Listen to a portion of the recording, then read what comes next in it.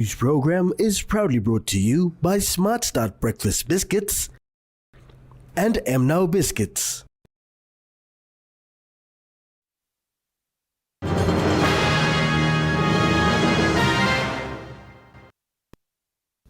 A very good evening. This is National EMTV News. I'm Nicole Rama. Thank you for joining us. The Supreme Court today overturned part of the National Court's decision against former Deputy Secretary of Finance, Jacob Yafai, based on the conclusion that the evidence used at the National Court was insufficient to prove dishonesty.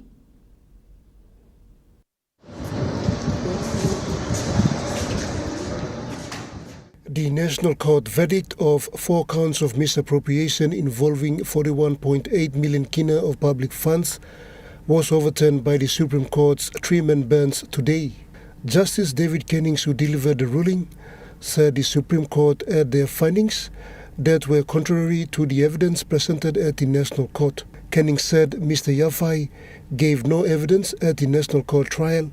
However, he had explained to the police during the investigation why he facilitated the payments to Paul Paraka lawyers. Kennings said Yafai felt that he had been directed to do so by the Secretary of Finance at the time, and there was a political direction from then Minister for Finance to settle the bills. The judge said that Yafai's record of interview containing the explanation was admitted in evidence. Justice Kennings further said there was significantly no evidence that Mr. Yafai stood to gain anything from facilitating the payments or was associated with the recipients of the funds. Kennings explained that the Supreme Court considers with respect that in these circumstances there was insufficient evidence before the National Court to warrant a finding beyond reasonable doubt that Mr. Yafai acted dishonestly. He concluded that the finding was made in error, as dishonesty is an essential element of the offense of misappropriation. The Supreme Court has substituted the verdict of the National Court with a verdict of not guilty of those counts. However, Yafai's appeal on single count of abuse of office was dismissed. Yafai's lawyer, Edward Sasingyan, had this to say following the court's decision. He then filed his appeal in the Supreme Court on the 4 counts of misappropriation and 1 count of abuse of office. The Supreme Court then heard his appeal and found that there were certain errors in the judgment or verdict that found him guilty for misappropriation. Therefore, the Supreme Court had overturned the decision on the conviction decision, stating that there were certain errors of fact that the National Court judge had made, especially when it came to Mr. Yafai's conduct, and that he was not the person that had verified the claim for Mr. Paul Paraka, and that it was another officer within the Department of Finance and not Mr. Yafai, which was the main reason why Mr. Yafai was convicted in the first place.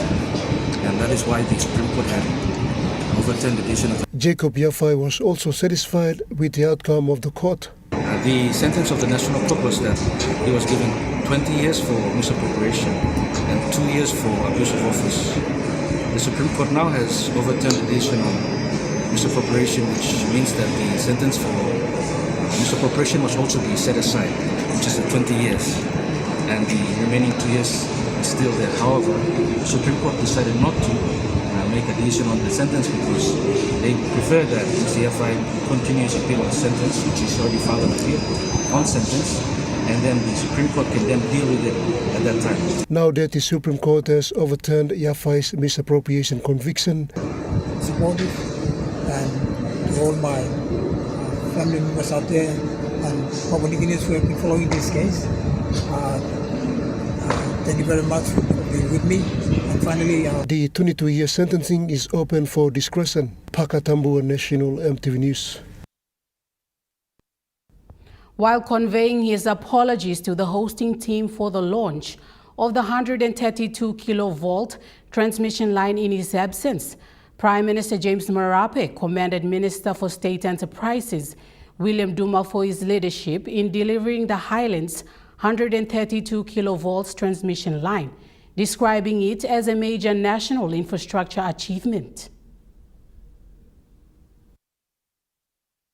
The transmission corridor runs approximately 189 kilometers from Mount Hagen to Tari. It is supported by about 448 transmission towers built across the challenging Highlands terrain and includes the construction and upgrading of key substations at Keltiga, Kaupena, Mendi, and Tari.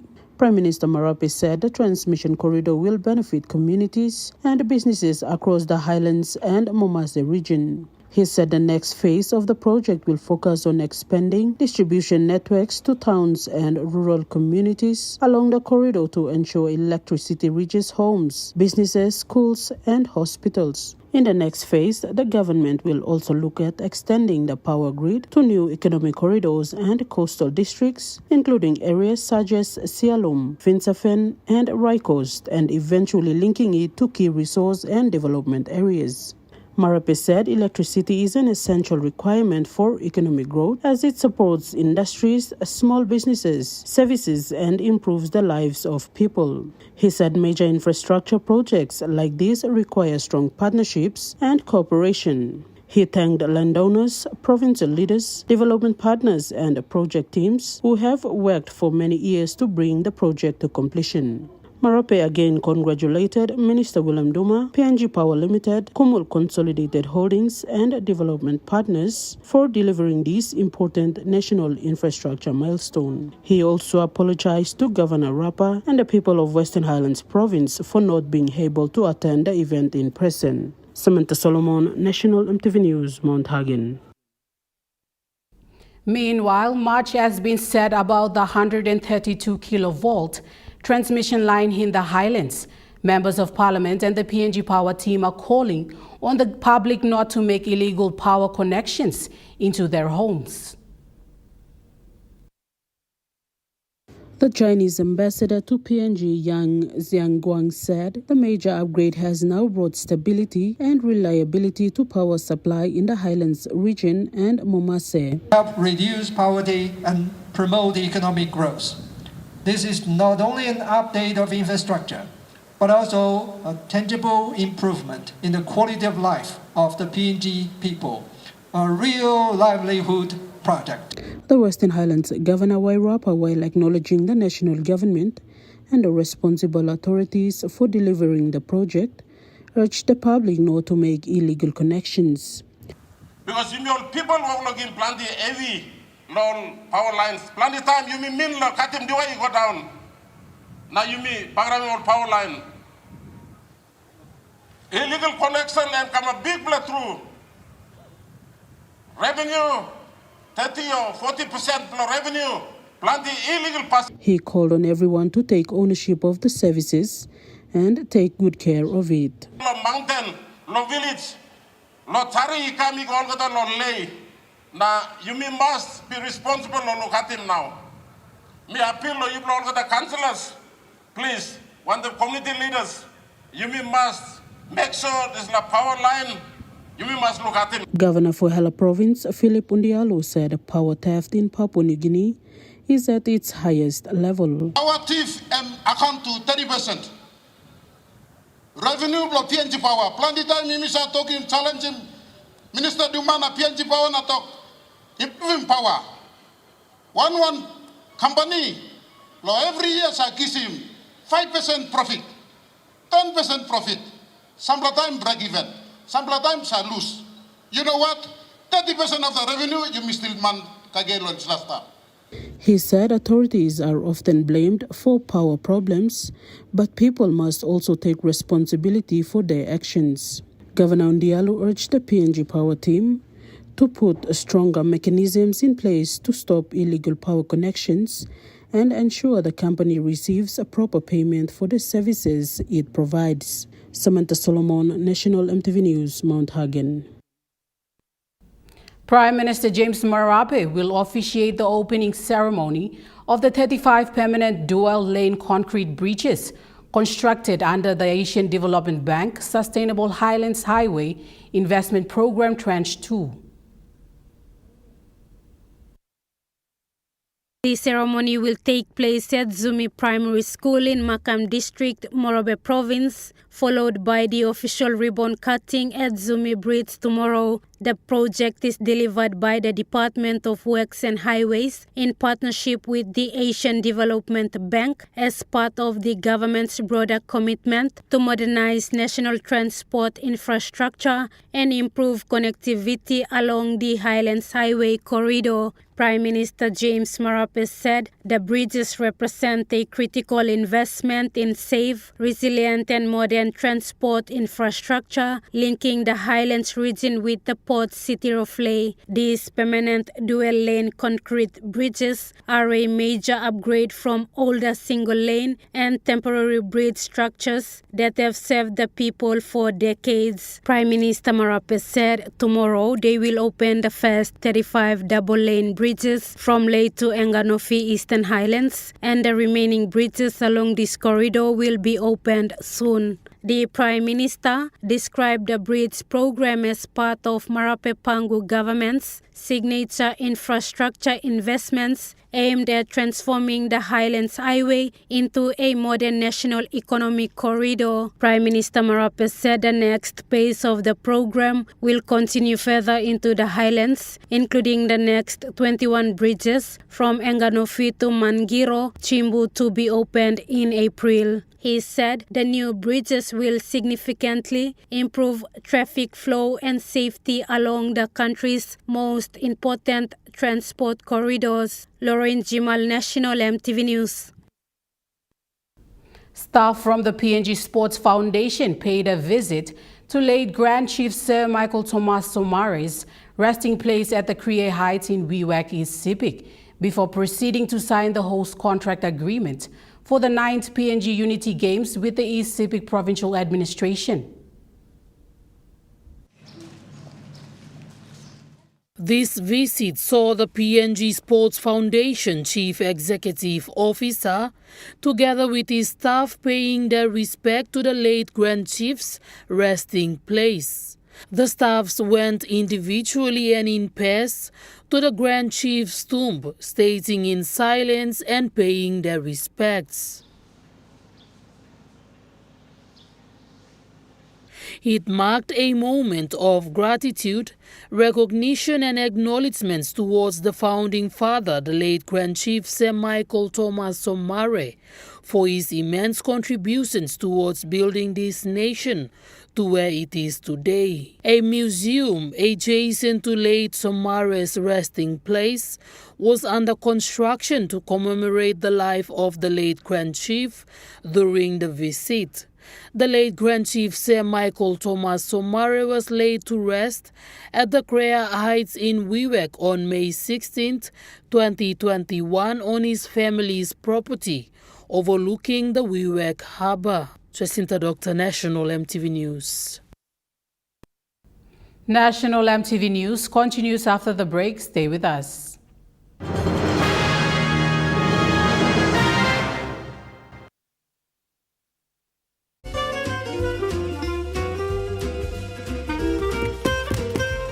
Chicken kebab saja na. Yum. Beef stiff, right? Chicken curry, my favorite.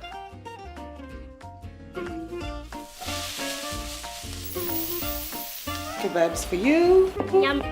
Stir fry for you. And chicken curry for us. Magic in every meal, one cube at a time. Hello, everyone.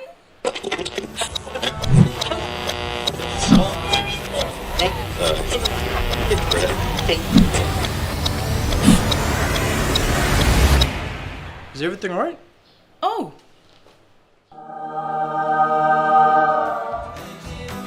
Yes.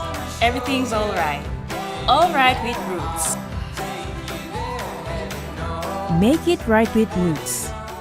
You get big data and big value with Telecom Good Pillar mobile data plans. From only 3 kina, you get 1 gig for 24 hours. And for only 150 kina, you get 130 gigs over a whopping 30 days. And with loads of Good Pillar data plans to choose from, there's a small, medium or large plan to match your budget. Dial *777# to subscribe. Telecom, connecting you anywhere, anytime.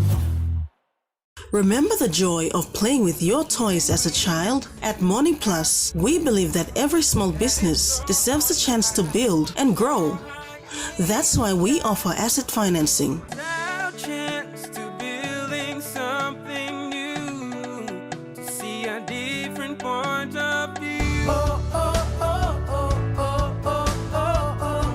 With Morning Plus, we're ready to go. Why, semakin bapak si Arya. Anti, bangka goksim.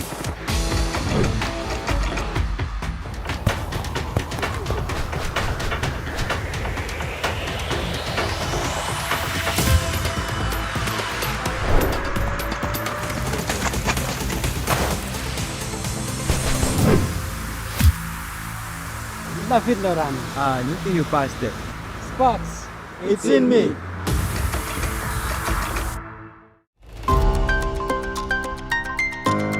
When you are writing your application, you should be writing your application based on the first preference. Join us tonight at 7 as we hold discussions with the Australian Awards Scholarship Program.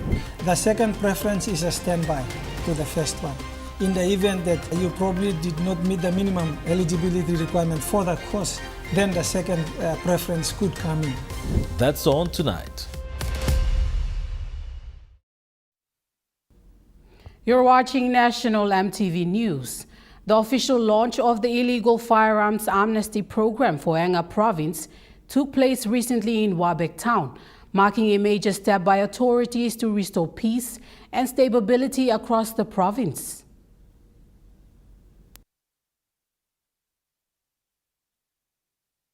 Efforts to improve law and order in Anga province have begun with the voluntary surrender of high-powered factory-made firearms. A total of 24 firearms were handed over to authorities in Wabek on Friday. The initiative is seen as a turning point in addressing gun-related violence, which has claimed countless lives in the province. The illegal firearm amnesty program, which started on February 27th and runs until March 26th, the National Repentance Day gives citizens the opportunity to surrender weapons voluntarily without facing any penalties. The Minister for Police and member for Kompiam Ambum, Sejon Pundari, urged everyone to cooperate with their provincial police commanders and hand in their firearms. This country in our province you start doing. You support him work law PPC. Inside law one province blow you. Law this law policy na initiative law government. Pundari says after registering their surrendered firearms with the police, participants would receive payments into their SME accounts to support small business activities. Registering all gun. Record him account number blong all. Na government ba put money go straight long SME account blong all. Family account blong all. For sustainable development. He no longer something. The member for Pogera Paila, Gedron Masokaripe, described the amnesty as the start of a new era for Anga province. He said his district would fully participate, ensuring firearms are handed over to the police.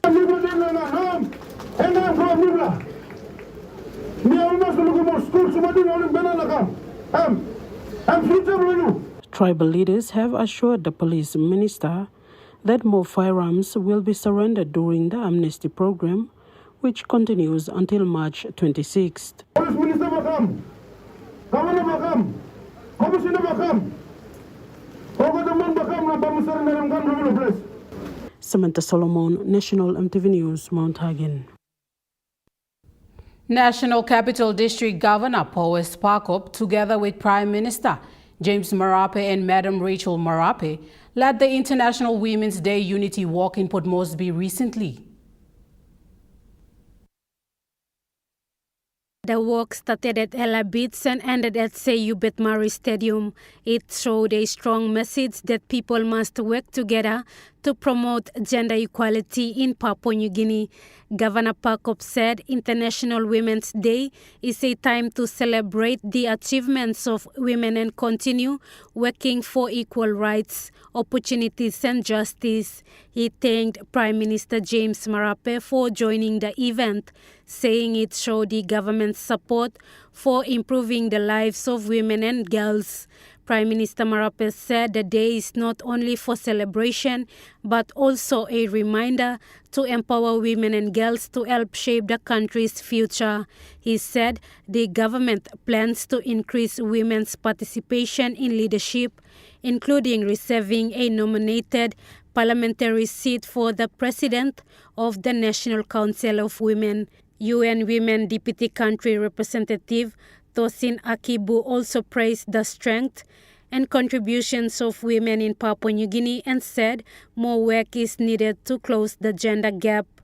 Lauren Jimal, National EMTV News. Ford students with higher GPAs from grade 12 can now take up several international programs in countries like Indonesia, New Zealand and India, following a dialogue between PNG Ford and the three countries recently. Ford Principal Anthony Rayapan said international selections are highly competitive and students must be vigilant in their studies by maintaining top marks to be considered for these international opportunities. Mr. Rayapan warned that students must receive their official statement of results or the grade certificate from the Ford National Office alone to satisfy international grading standards. Furthermore, he told the students to prioritize and be committed to their studies to have these greater opportunities. The principal added that of the 3,000 students who completed Ford studies last year, 1,000 were accepted into other institutions to further their studies. This shows that Ford is not for failures, rather it is another study pathway for students who wish to continue their studies. Mr. Rayapan also challenged the students to take pride and commit themselves towards their studies and be able to secure opportunities abroad. Jacinta Dr. National EMTV News. 7 teachers from 6 Catholic institutions in the National Capital District attended a media education seminar over the weekend.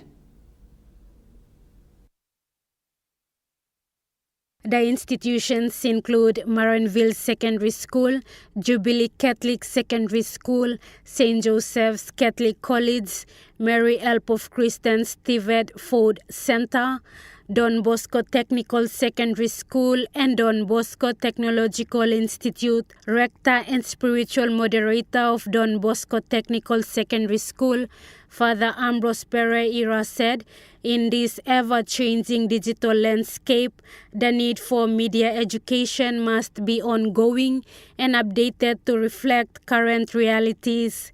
He said the seminar highlighted the theme, Voices and Faces, derived from the Holy Father's World Communications Day message, preserving human voices and faces in this era of artificial intelligence. Father Ambrose emphasized the need to identify the effects of digital addiction among students and the importance of prioritizing human connections. He stressed that the priority is to be the human person, otherwise the risk of becoming slaves to the devices. He further highlighted key points from the Holy Father's message, including human dignity, the anthropological challenge, ethical AI, and journalism and truth. He concluded with the reflection question, how can they ensure that AI serves the human person rather than replacing human empathy, ethics, and moral responsibility? Lauren Jimal, National EMTV News. Now we take a look at the Nest Fund market report. The kina closed lower at $0.2323 in the interbank market. At Bank South Pacific, your kina was buying $0.2248 $0.3183 Australian dollars, 0.1868 euro, and 35.33 Japanese yen. Looking at commodity prices at New York close, gold is trading lower, coffee closed higher, cocoa closed higher, palm oil closed higher, and crude oil is trading higher, copper closed lower. On the stock market, the Dow Jones closed lower, the ASX 200 is trading lower, and the All Ordinaries is trading lower.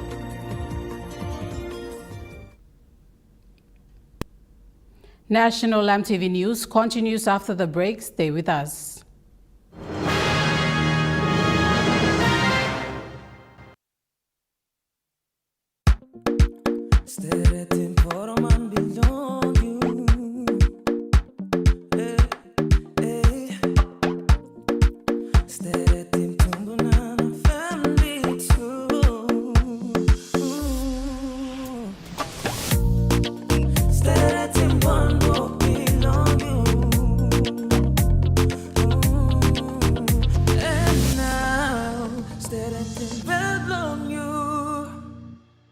Dear son, you ask me how I live such a good life. Yes, I've had some good luck, like the day I met your mother. But it wasn't always that way.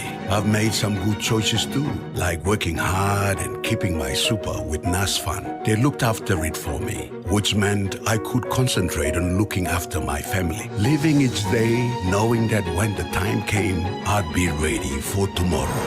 Love, Dad. Banking doesn't have to be complicated. With PSB's OneTalk Wallet, control your money wherever, whenever. Dial *131#, enter your PIN, select cash in or out, and generate a secure code to withdraw cash. It's the only wallet for cardless ATM withdrawals. Send and receive funds, pay for goods and bills, or withdraw cash with ease. All with BSB's OneTalk Wallet. BSB's OneTalk Wallet. Money made easy. Dial *131# today. Welcome to Kokopo Beach Bungalow Resort in the heart of Kokopo. Nestled along the coastline with breathtaking views of the islands and volcanoes, we invite you to share this tropical island paradise with us. For your next business trip, leisure or marine adventure, call Kokopo Beach Bungalow Resort to discuss your escape on 982-8788 or visit us on www.kbb.com.pg. Escape, explore, enjoy. Woi, semakin bapak si Arya. Auntie, bangka goksim.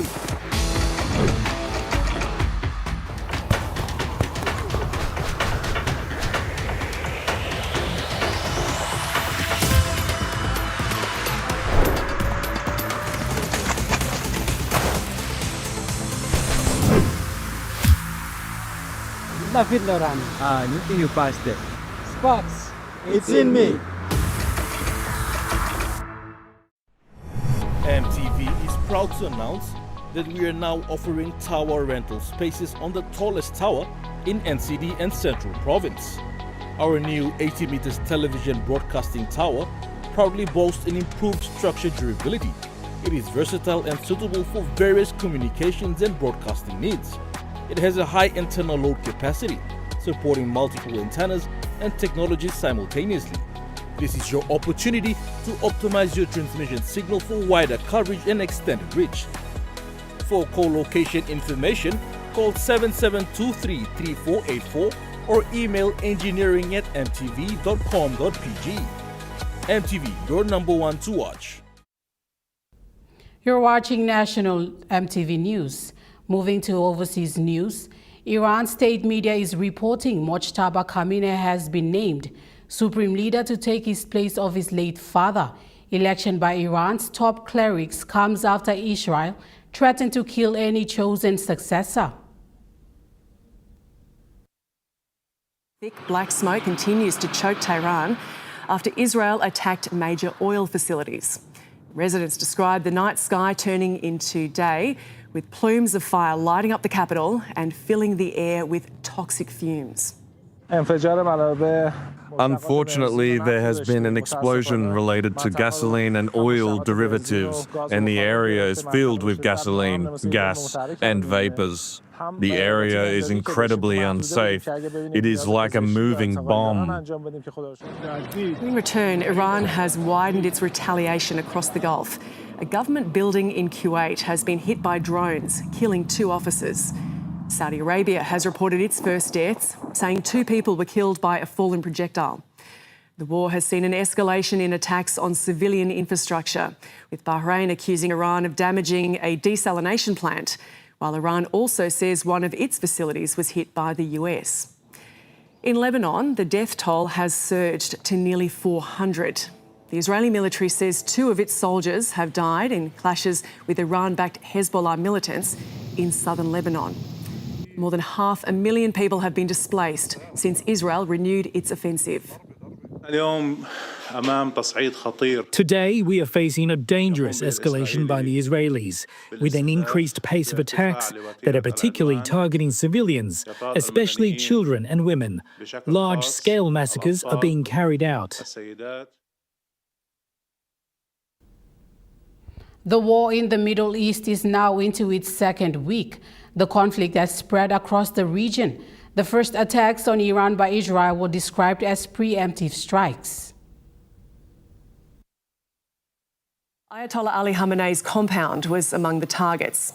His location at the time was unknown, but it was confirmed later that the Supreme Leader had been killed. In the hours that followed, air raid sirens sounded across Israel as Iran began the start of widespread retaliatory attacks. US President Donald Trump had long been threatening action against Tehran. Just a day before the initial strikes, both sides held nuclear talks through a mediator. Those discussions were set to continue until the war broke out. There had been clear signs Washington was preparing an attack on Iran, including a massive build-up of US firepower in the Middle East. Around an hour after the initial strikes, Donald Trump announced major combat operations were underway. He also called for an uprising in Iran and indicated the war would continue for 4 to 6 weeks. I once again urge the Revolutionary Guard, the Iranian military and police to lay down your arms and receive full immunity or face certain death. It will be certain death. Won't be pretty. 3 more remote communities in the Northern Territory have been evacuated as the Daly River continues to rise following heavy rain. A large-scale emergency response was triggered over the weekend. The Catherine River peaked at 19.2 metres. It's its highest level in 28 years. It is now receding, but around 1,000 properties in Catherine are without power and 450 without working sewage. Catherine's hospital remains shut, with all patients evacuated, including 20 pregnant women. A number of schools in Catherine and remote communities also remain closed. I know that people have had issues. I've heard the feedback around Catherine. I was out yesterday. I have heard what people have said, and we will certainly be looking at this once we get through the clean-up. We are aware that you are keen to get home, you're keen to get things cleaned up, you're keen to get your life back to the way it was, and we are doing everything we can to make that happen as quickly as possible, but we also need to do it safely and we need to do it in an orderly way.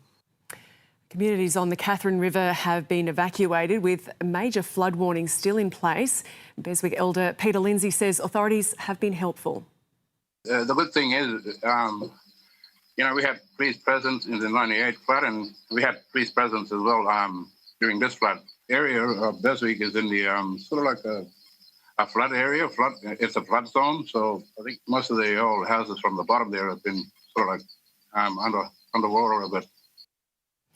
Along the Daly River, residents of Jilkmengen, Palumpa and Nauru were assisted by more than a dozen helicopters, including an Australian Border Force chopper. The Daly River is expected to exceed 15.3 metres on Wednesday. It's above 1957 flood levels.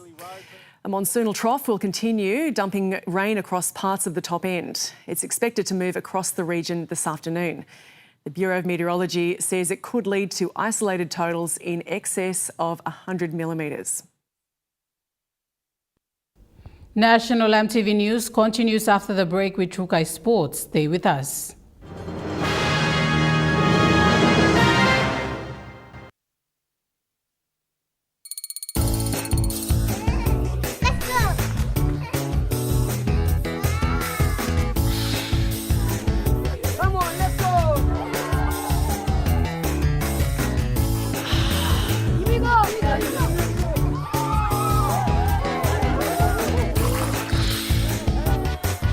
Accept the challenge. Choose PNG's favorite purified bottled water. True Wara, 100% PNG made. Proudly bottled by Paradise Foods. Ready for the world, so is your TISA Visa card. Visa keeps you moving wherever you go, Papua New Guinea or abroad. Seamlessly pay for travel, dining, online shopping. Easily access your funds and instantly track your expenses. Every tap comes with security, trust, and peace of mind. Unlock the world of possibilities. And it all starts with the new TISA Visa card.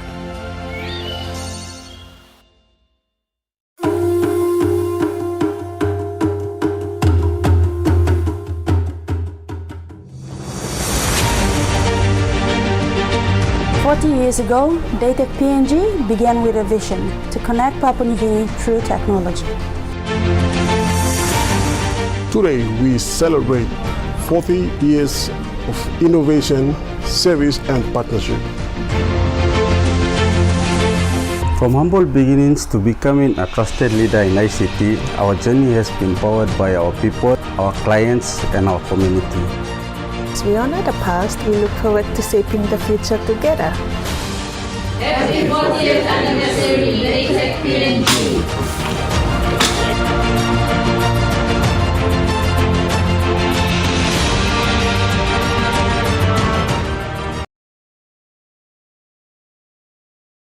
You get big data and big value with Telecom Good Pillar mobile data plans. From only 3 kina, you get 1 gig for 24 hours. And for only 150 kina, you get 130 gigs over a whopping 30 days. And with loads of Good Pillar data plans to choose from, there's a small, medium or large plan to match your budget. Dial *777# to subscribe. Telecom, connecting you anywhere, anytime. Hello, everyone.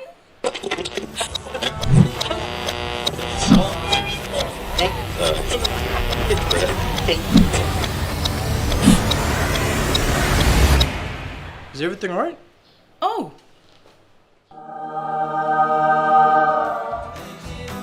Yes. Everything's all right. All right with Roots. Make it right with Roots. Hey there, I'm Martha. Join me every Wednesday night at 7 p.m. for Goodman Fielder International Sky Time.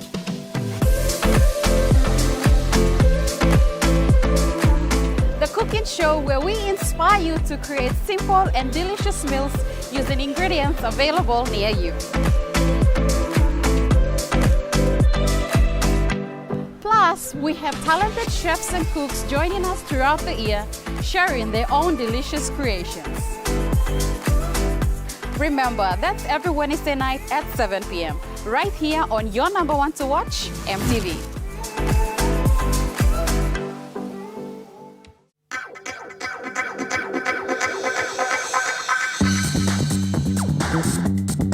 Trukai Sports.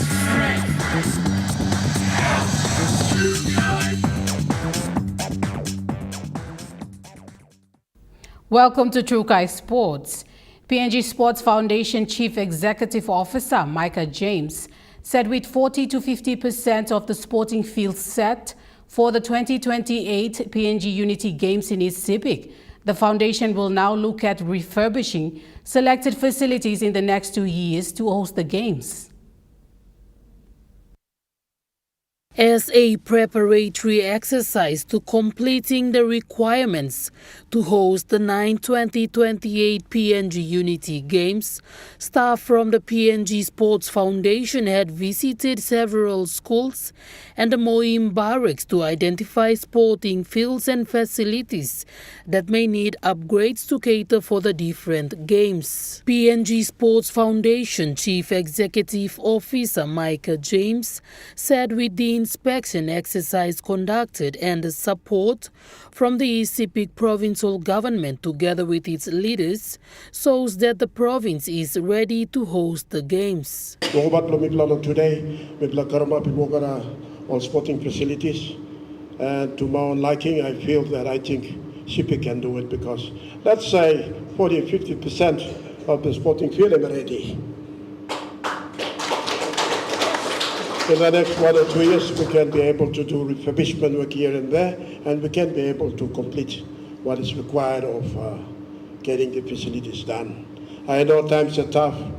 Government funding may not look affordable at this point in time, but we can do something. The people of Isipik can do something.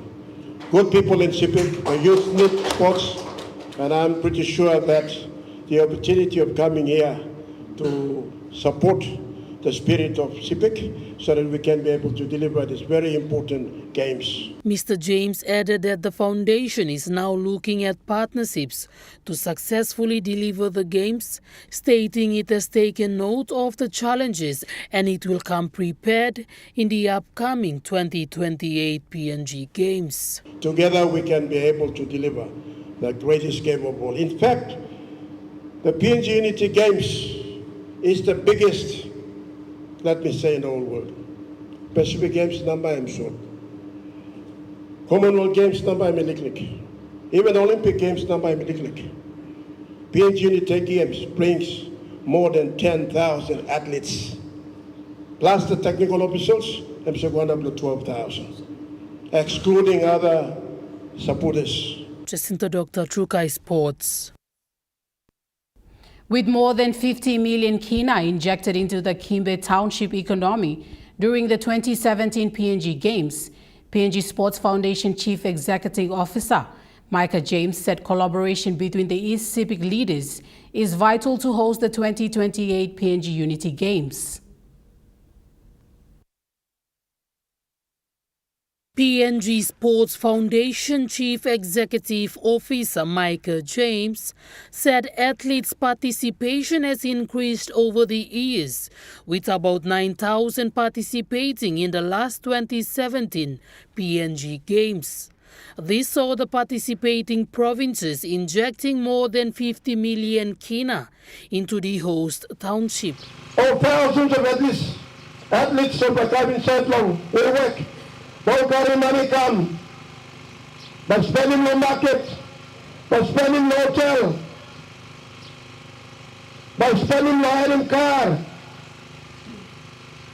but spending no buying artifacts, and not cash here. Sports will bring hard cash, and that provides an opportunity for mama and papa and generating income. You know. Now we work, we believe. What's a commitment from minister? Now members from electorate, we believe ourselves. Why plan out to work and work, not delivering this weekend of 2028. Further noting these benefits and what sports can bring to the host provinces, Mr. James said the same amount of cash flow can be injected in Isipik if there is collaboration between the Isipik provincial government and the province's leaders. The service should be working good. Maybe hosting more than 20 games, we can generate more than 100% of revenue in Isipik. That's the money sports can bring into Isipik. May I give a challenge for me, all provincial administration, provincial administrator, Governor Blimi, Senior Minister Blimi, Malarpla members from province, that some of Isipik work one time. They may sharing resource one time. He began facilitating and preparing most of the facilities Meanwhile, ECP Governor Alan Bed supported this upcoming event, stating it will be the first time for the province to host such significant event. From us, speaking on behalf of the political leaders in the province, including our local level government presidents, we are all fully supportive of this event. So we look forward to it. You've got our full support. Let's find the quickest way to do this, the cheapest way to do this, and the most transparent way to do this. Jacinto Dr. Trukai Sports. The Madang Softball Association has crowned its champions after an exciting grand final showdown that drew strong community support at Yaobong Field. The Madang Softball Association concluded its 2025 to 2026 season with thrilling grand final matches at the Yaobong Field.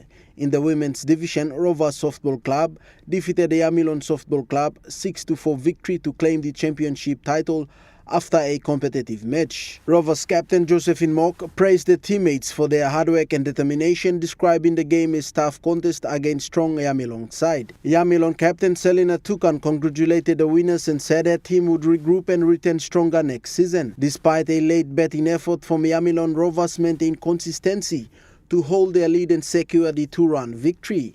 Meanwhile, in the men's division, the grand final battle between 09ers Softball Club and the Rovers Softball Club delivered a dramatic finish. Both teams were tied 3-3 at the bottom of the sixth inning before 09ers produced a strong final batting effort to score the winning run and claim a 4-3 victory. The win confirmed 09ers as both minor premiers and champions for the season, while Rovers women were crowned premiers in the women's competition. Joel Mipari, Trukai Sports. Trukai Sports continues after the break. Stay with us. Trukai Sports.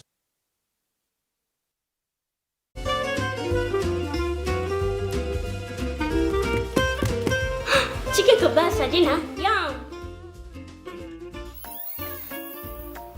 Beef stir fry. Chicken curry, my favorite.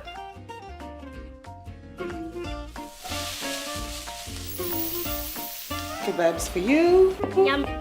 stir fry for you, and chicken curry for us. Magic in every meal, one cube at a time. As PNG's only ISO-accredited bulk haulage operator, IPI Transport guarantees the delivery of your critical cargo. Equipped with state-of-the-art GPS tracking systems and backed by an experienced team, you can rely on IPI Transport, part of the IPI group of companies.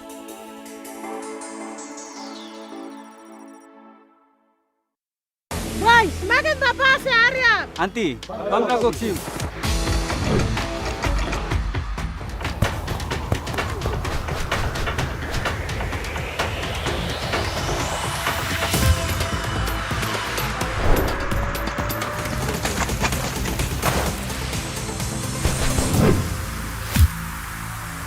David Loran.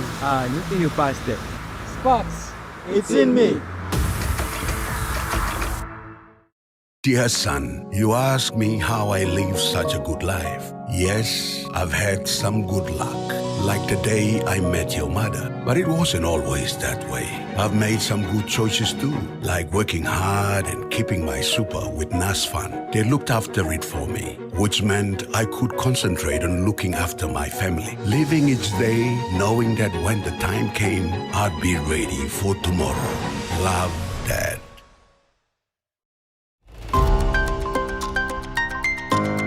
When you are writing your application, you should be writing your application based on the first preference. Join us tonight at 7 as we hold discussions with the Australian Awards Scholarship Program. The second preference is a standby to the first one. In the event that you probably did not meet the minimum eligibility requirement for that course, then the second preference could come in. That's on tonight. Hello, everyone.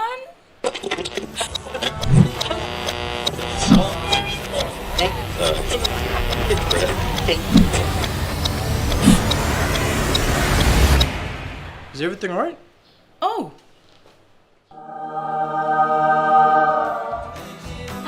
Yes. Everything's all right. All right with Roots. Make it right with Roots. You're watching True Kai Sports.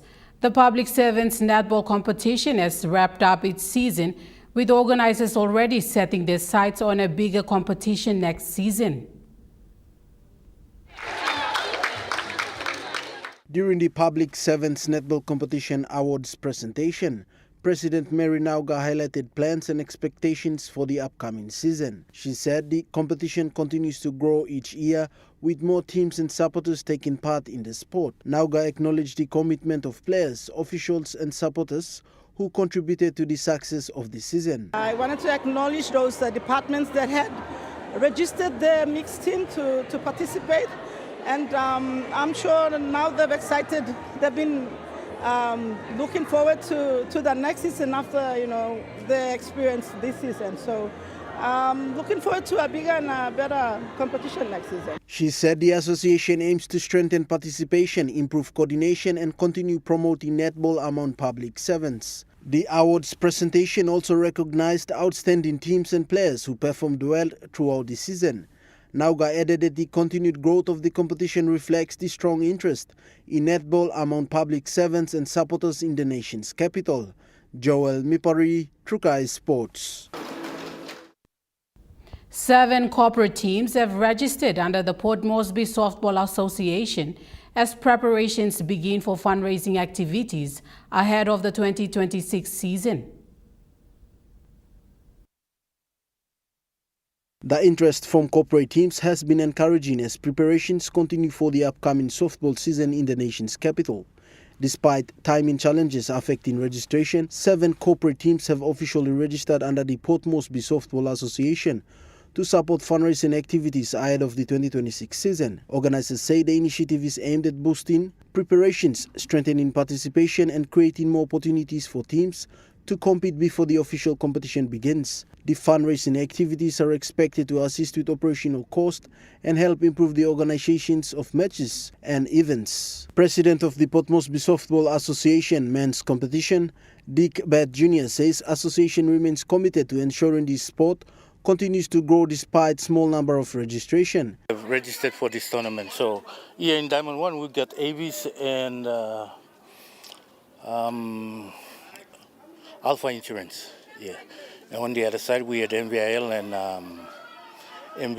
and the US Embassy. So we've got good interest from the corporate bodies. Unfortunately, given the time frame, we were not able to register more teams. But for this tournament this weekend, we have 7 teams.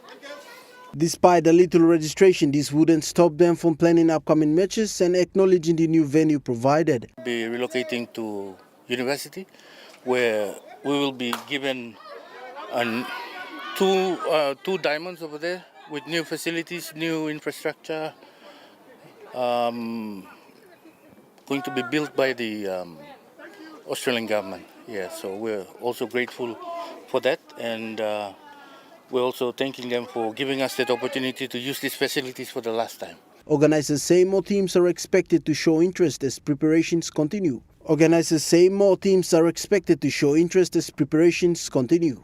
Joel Mipari, True Kai Sports. Team managers undergoing training in Port Moresby are strengthening their skills as the Oceania Sports Education Program course continues.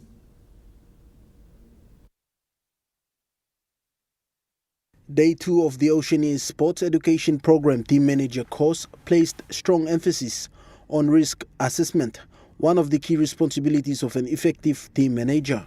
Participants work in groups to explore risk management in areas including management and coordination, sports operations, logistics and promotions. Discussions highlighted the important role team managers play in ensuring athlete well-being and maintaining clear communication between the head coach and the chief demission. Facilitators also encourage participants to understand the clear difference between the responsibilities of the head coach and the team manager. As the session progressed, participants began preparing their assessment tasks, which include developing a team manual and event concept plan, The training is being guided by educators from the Papua New Guinea Olympic Committee. The course will conclude next weekend as participants present practical plans aimed at strengthening team management in sports organizations. Joel Mipari, Trukai Sports. That ends Trukai Sports. The Money Plus weather report is next. Stay with us. Trukai Sports.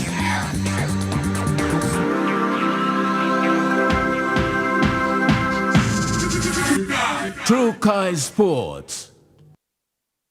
Hello, everyone.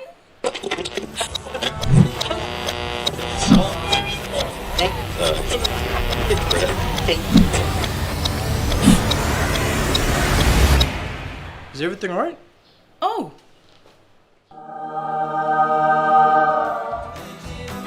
Yes. Everything's all right. All right with Roots. Make it right with Roots. As PNG's only ISO-accredited bulk haulage operator, IPI Transport guarantees the delivery of your critical cargo.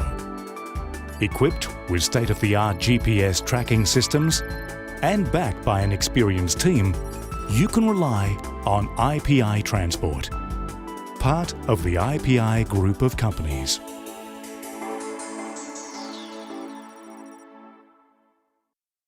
Woi, semakin apa seharian? Anti, bangka goksim.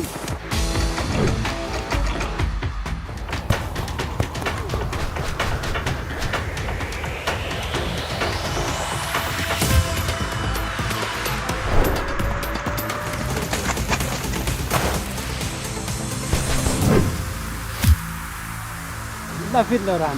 You think you passed it? Spots. It's in me.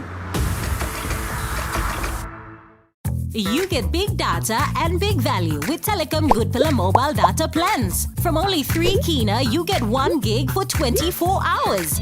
And for only 150 kina, you get 130 gigs over a whopping 30 days.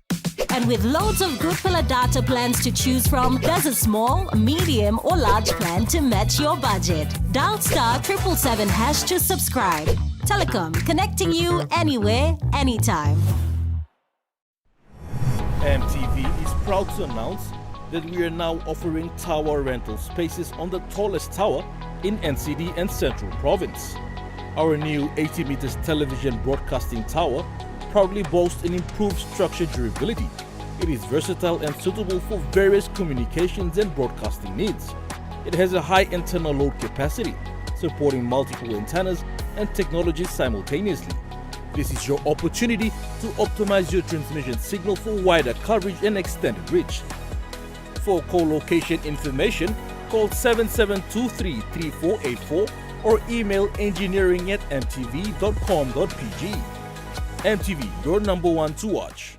Remember the joy of playing with your toys as a child? At Money Plus, we believe that every small business deserves a chance to build and grow. That's why we offer asset financing.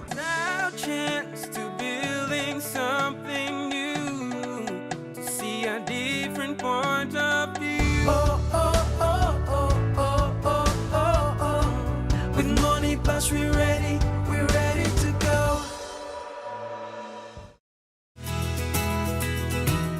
This weather update is proudly brought to you by Money Plus, with you always.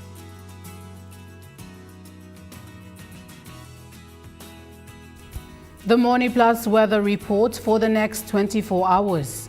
In the southern region, Port Moresby City mostly fine and Popondetta mostly fine.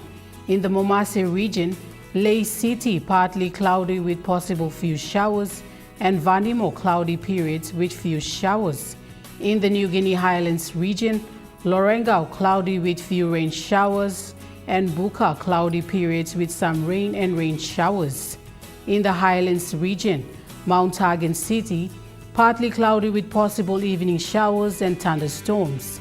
Mendi, Tari and Wabek, cloudy with some rain and rain showers.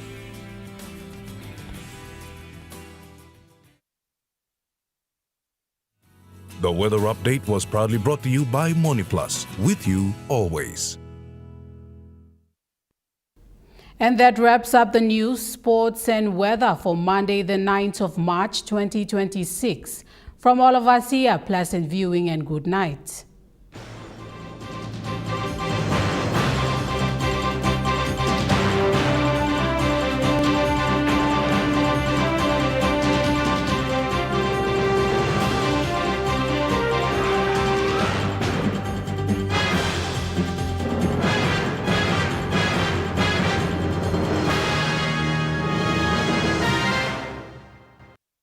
This news program was proudly brought to you by Smart Start Breakfast Biscuits and Gold Nuggets.